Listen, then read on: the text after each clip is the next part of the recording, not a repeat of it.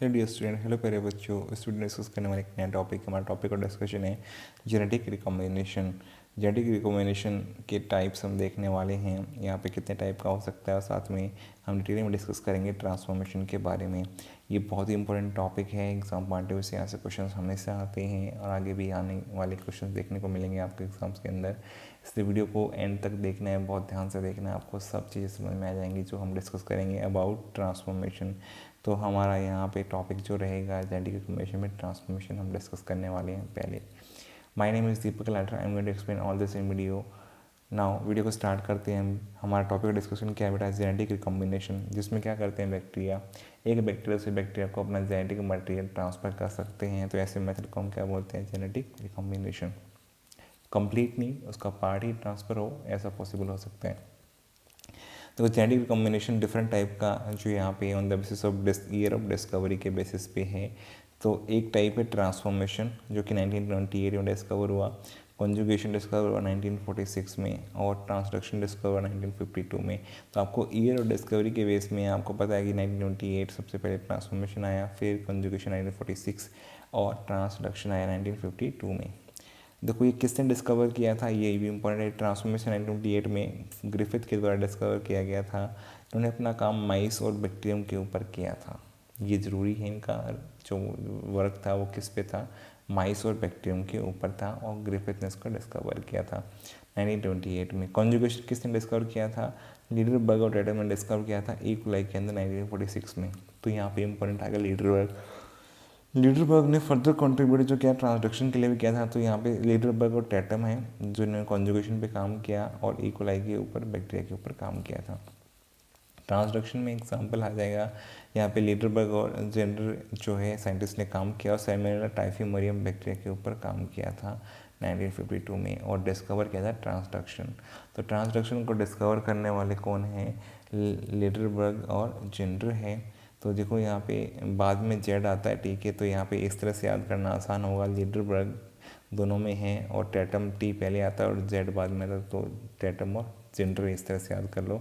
और इकोलाई और पहले आता है, सैल्मोनेला एस बाद में आता है, तो सैल्मोनेला टाइफीमोरियम पे काम बाद में हुआ था 1952 में। इस तरह से आप याद कर सकते हैं।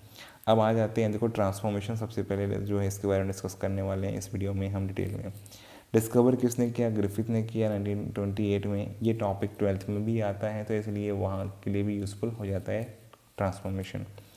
डिस्कवर इन्होंने जो किया था वो अपने माइस और बैक्टीरिया पे काम किया था। तो इनका बैक्टीरिया जो जिस पे काम किया वो नीमोकोकस निमोनी, जो कि निमोनिया कॉजिंग है, स्ट्रेप्टोकोकस निमोनी भी बोल देते हैं। तो ये निमोनिया कॉजिंग बैक्टीरिया पे इन्होंने काम किया था। साथ में एनिमल्स माइस के ऊपर काम किया। तो एनिमल भी लिख सकते हैं, कभी कभी यहाँ पे माइस ना लिख के एक एनिमल लिख देंगे, तो एनिमल कौन था, वो माइस था, इसके ऊपर काम किया था। और बैक्टीरिया के ऊपर काम किया निमोकोकस निमोनी या फिर स्ट्रेप्टोकोकस निमोनी, निमोनिया कॉज करता है। इसके दो स्ट्रेन लिए गए थे बेटा। देखो न्यूमोकोकस के दो स्ट्रेन, एक R2 स्ट्रेन और S3। एग्जाम में आ चुका है क्वेश्चन कि स्ट्रेन कौन कौन से थे, एग्जैक्टली स्ट्रेन का नाम पूछा गया था, ऑर्डर पूछा गया था। तो R पहले आता है तो R2, और S बाद में आता तो 3, S3 था। ठीक है, ये याद हो गया।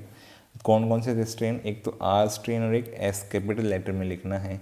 सेकेंड स्ट्रेन R2 का था और थर्ड स्ट्रेन S3 का था। आपको इस तरह से ही याद करना है। आर का मतलब होता है rough, from rough colonies, colonies rough बनती है। एस का मतलब होता है स्मूथ, स्मूथ कॉलोनीज बनती है। देखो रफ कोई चीज़ कब होगी, जब सरफेस अनइवन होगा, तो यहाँ पे म्यूकस नहीं बनता, और म्यूकस नहीं बनने से रफ होता है सरफेस। यहाँ पे म्यूकस बन जाता है तो स्मूथ हो जाता है सरफेस S3 का। तो यहाँ पे म्यूकस बनाता है तो स्मूथ कॉलोनीज बन जाती है। यहाँ पे नॉन कैप्सुलेटेड है, इसके ऊपर कैप्सूल नहीं बना, तभी तो ये अनइवन रह गया। क्योंकि कैप्सूल बनता है तो बैक्टीरिया को जो है इवननेस आ जाती है। तो इसका मतलब स्मूथ S3 में क्या है, कैप्सुलेटेड है, कैप्सूल प्रेजेंट है। कैप्सूल क्या होता है, स्ट्रक्चर ऑफ प्रोकैरियोटिक सेल जब हमने पढ़ा था तो सेल एनवेलप पढ़ा था हमने बेटा। अगर आपने वीडियो नहीं देखे तो आप उन वीडियो को देख लो, आपको समझ में आ जाएगा कैप्सूल क्या होता है। तो कैप्सूल जो है ग्लाइकोकैलिक्स का पार्ट है, एक टाइप है, और ये अगर यहाँ पे कैप्सूल बनेगा तो ये इवन हो जाएगा, स्मूथ हो जाएगा। तो इसलिए इसको कैप्सुलेटेड बैक्टीरिया बोलते हैं S3 को, और नॉन कैप्सुलेटेड R2 को। और नॉन विरुलेंट होता है R2, जो नॉन पैथोजेनिक मतलब डिजीज कॉजिंग नहीं होता है, नॉन विरुलेंट, डिजीज कॉज करने की पावर नहीं है। S3 विरुलेंट है, पैथोजेनिक है, डिजीज कॉज करने की पावर इसके पास रहती है। तो इसलिए S3 विरुलेंट है, पैथोजेनिक है। तो आपको ये डिटेल्स याद रखनी है, ये आपको यूज़फुल है इसके वर्क को समझने के लिए। R2 के बारे में और S3 के बारे में, ये रफ कॉर्नर्स बनाता है, ये स्मूथ बनाता है, ये म्यूकस नहीं बनाता, ये म्यूकस का फॉर्मेशन करता है, ये नॉन कैप्सुलेटेड है और ये कैप्सुलेटेड है, और ये नॉन विरुलेंट या नॉन पैथोजेनिक है R2, और विरुलेंट निमोनिया कॉजिंग कौन है? S3। देखो इन्होंने अपने एक्सपेरिमेंट कैसे किए, बहुत सिंपल सा। इन्होंने सबसे पहले जो अपने सैंपल्स तैयार किए, जैसे माइस जो लिया, एक लिविंग माइस लिया, S3 के साथ इंजेक्ट कर दिया, इसको इंजेक्ट किया, कुछ टाइम बाद देखा कि यहाँ पे निमोनिया हुआ और माइस की डेथ हो गई थी, जिन माइस को इन्होंने सैंपल के तौर पे लिया था। फिर नेक्स्ट सेटअप में क्या किया, लिविंग माइस लिए और उसमें R2 इंजेक्ट किया गया। R2 इंजेक्ट किया गया तो यहाँ पे कोई निमोनिया नहीं हुआ और माइस लाइव रहा यहाँ पे। थर्ड सेटअप में क्या किया गया, इन्होंने दिमाग में आया कि लिविंग माइस के अंदर जो है हीट किल S3 को यहाँ पे जो है इंजेक्ट कर दिया। जब इंजेक्ट किया हीट किल S3 को, तो S3 जो है इनएक्टिव हो चुका था। तो अब की बार निमोनिया के लिए देख रहे थे, निमोनिया के चेक किए, निमोनिया नहीं हुआ और माइस लिविंग रहा, मतलब S3 निमोनिया कॉज नहीं कर पाया, हीट से बैक्टीरिया किल हो जाते हैं। फिर इन्होंने देखा कि माइस के अंदर जो है लाइव R2 डाला था तो वो लाइव रहा था, हीट किल डाला था तो वो लाइव रहा था, दोनों को एक साथ इंजेक्ट कर दिया, लाइव R2 को भी और हीट किल S3 को भी। अब की बार देखा कि निमोनिया हुआ और माइस मर गया।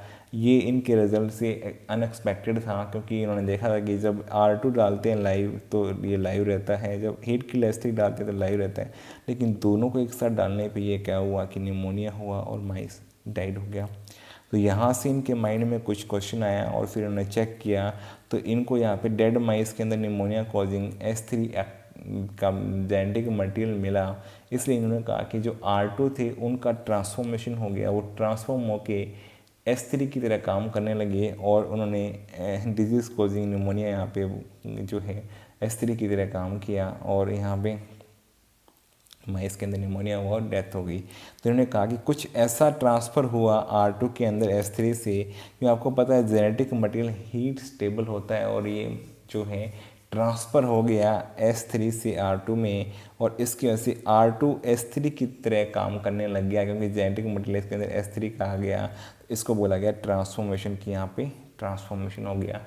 इसी को ट्रांसफॉर्मेशन बोलते हैं, ट्रांसफॉर्म हो गया R2 S3 की तरह काम कर रहा है, तो ये ट्रांसफॉर्मेशन हुआ है। तो यहाँ पे जो R2 था वो नॉन पैथोजेनिक था, लेकिन ये जेनेटिक मटेरियल का यहाँ पे ट्रांसफ़र होने से ये ट्रांसफॉर्म हो गया, S3 की तरह या डिजीज़ कॉजिंग निमोनिया कॉजिंग हो गया, और इसकी वजह से निमोनिया होने से माइस की डेथ हुई। तो इन्होंने एग्जैक्टली ये मटेरियल कैसा है, ये नेचर इसके बारे में एक्सप्लेन नहीं कर पाए थे, ये बाद में एक्सप्लेन हुआ था।